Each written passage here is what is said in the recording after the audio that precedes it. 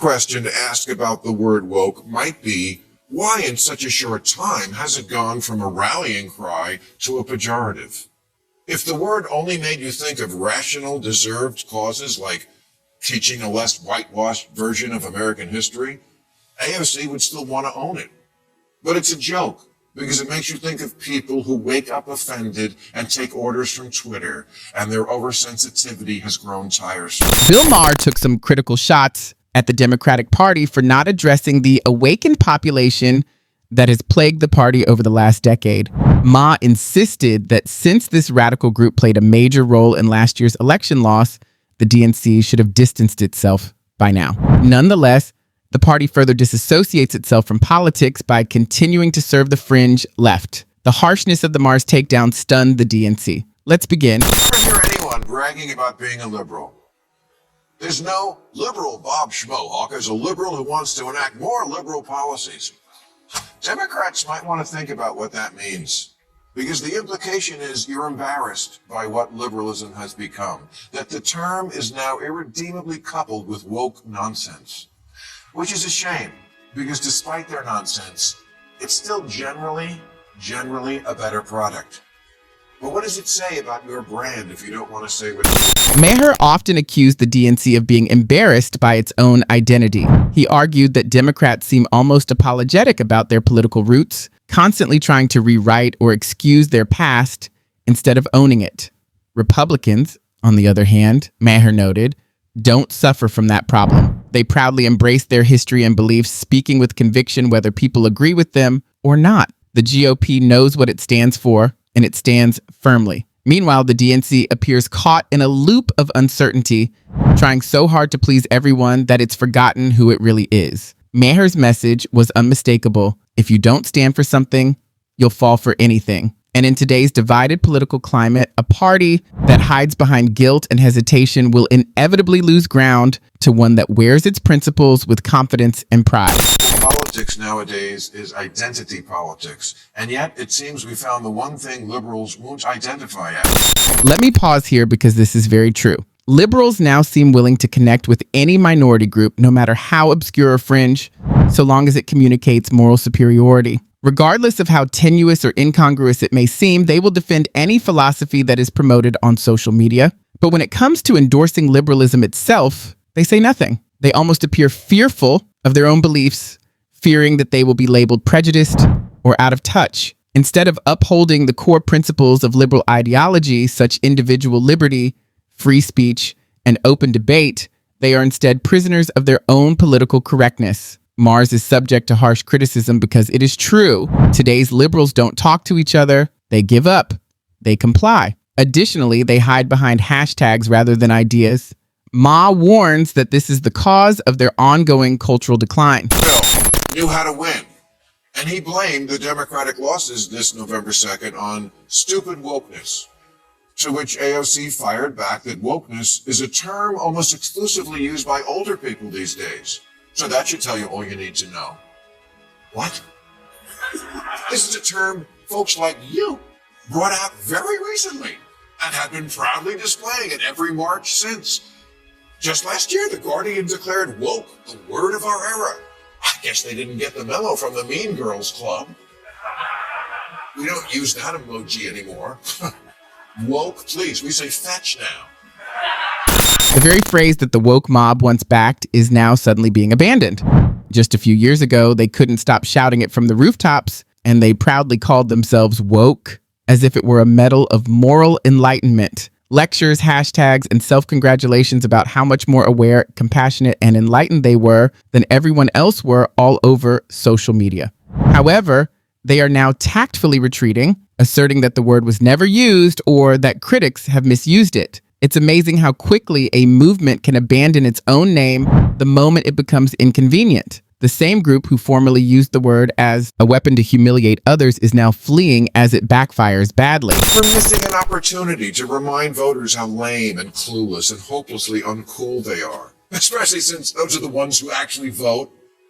But okay, fine. What word would you like us to use for the plainly insane excesses of the left that are not liberalism, but something completely different, because you can't have that word liberal from us and think it should cover things like canceling Lincoln and teaching third graders their oppressors. That's all your new thing. It's almost poetic that the woke crowd is suddenly avoiding the term woke because they find it offensive. But here's the catch. In a sense, they are not running from the concepts. They're just rebranding the same crap under different names, the same mindset that says guys may become pregnant, that men can be women, and that people should be employed or promoted based on their skin color rather than their skills. Everything remains intact. They have simply removed the word woke and replaced it with something more palatable in the hopes that no one will notice. Don't get me wrong, though. The mindset remains unchanged, anti-common sense, anti-realistic, and completely untouched by the issues that everyday people deal with. The madness persisted even though the awakened populace may have lost the name. The question to ask about the word woke might be, why in such a short time has it gone from a rallying cry to a pejorative? If the word only made you think of rational, deserved causes like teaching a less whitewashed version of American history, AOC would still want to own it. But it's a joke, because it makes you think of people who wake up offended and take orders from Twitter, and their oversensitivity has grown tiresome. The so-called woke mob seems trapped in a never-ending cycle of outrage. Nothing ever satisfies them. When there's nothing current to be angry about, they dig through centuries of history to find something, a quote, a statue, a painting that can fuel their next crusade. It's as if being offended has become a full-time pursuit, and when they do find something that challenges their delicate sensibilities, they don't just criticize it, they erase it. Brilliant thinkers, artists, and historical figures are being pushed aside simply because their ideas or words don't align with modern online standards. Maher is right to call this out for what it is. This isn't progress, it's regression. A society that keeps rewriting its past for the sake of comfort isn't growing wiser, it's becoming fragile. Maher warns that this same fragility is eating away at the Democratic Party from the inside. When a movement becomes more focused on moral posturing than on strength or substance, it risks collapsing under the weight of its own self-righteousness. Love to have AOC on this show. There's so much to admire there. I was one of her first supporters for the Green New Deal idea, but that will probably never happen because Democrats don't go anywhere these days where they're not pre-adored. And that's my last bit of advice to them. Go where the amen corner isn't. Do Fox News. Be brave. Come here. Go everywhere. Winning is about expanding. The political comfort zone attitude of the contemporary Democratic Party is exemplified by AOC. So the DNC only engages with networks that agree with them, creating a safe echo chamber where no challenging questions are ever asked and no accountability is ever sought. This style of thinking obviously irritates Mars. So 1 year from now, we'll be licking their wounds and asking themselves how they could have lost the midterms so badly. Must instead ask themselves that question now. Now. Now. Like, while there's still time to do something about it. Maher is absolutely right. The DNC badly needs a communication czar since their present communication strategy is a complete shambles. In the run-up to the 2024 election, Claw Harris made a major argument that no one can recall.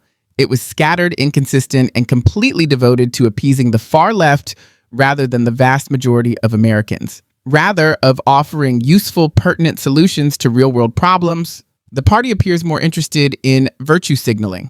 They are currently looking for someone who can bring back the clarity, coherence, and conviction of their messaging.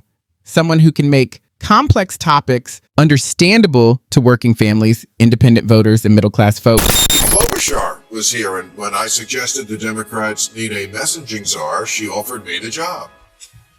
Well, you need a messaging czar in your party. And you think it should be you? Amy, I'm flattered. But after careful consideration, I must decline. The hours it would take me away from home would make it very difficult on my family.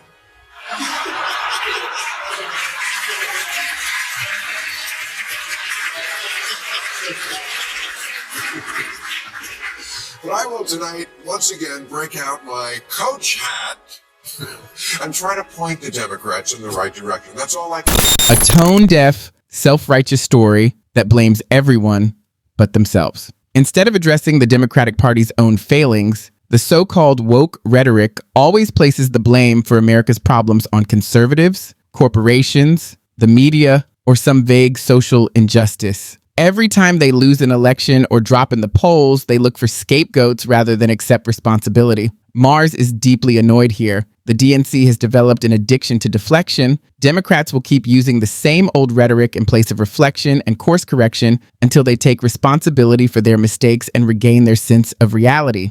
They will keep seeing their reputation and support base erode. Most think this country is full of dumb white people, but in our democracy, dumb white people make up a substantial portion of the vote. The median voter is a white person in their 50s who didn't go to college, their favorite TV show is NCIS, and their pronouns are what? I don't know what the fuck you're talking about, and get away from me.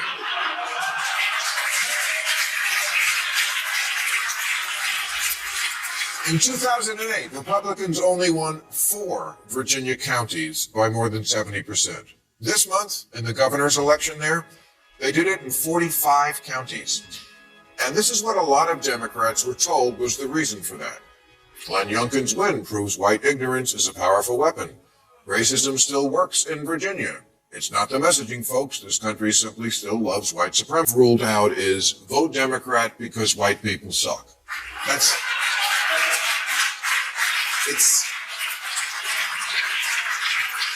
It's like trying to get laid by saying, you're ugly, you want to dance? You're alienating a whole lot of people, particularly whites without a college degree, which is most of them, in a country that's still 70% white. I'd say do the math, but math is a form of white. He called out the flaws that everyone else tries to ignore: the inability to communicate honestly, the obsession with trendy ideology, and the refusal to confront reality. Rather than listening to the quiet majority of Americans, the DNC keeps chasing validation from the loudest minority. Until they rediscover courage, accountability, and plain common sense, true leaders who actually understand the country's needs will continue to outpace them. Maher didn't criticize them just to stir controversy. He did it to remind people what genuine leadership looks like: honesty, conviction, and the willingness to say what others won't. That wraps up today's video. If you enjoyed it, make sure to hit the like button, subscribe, and stay tuned for more content like this. Thanks for watching. See you next time.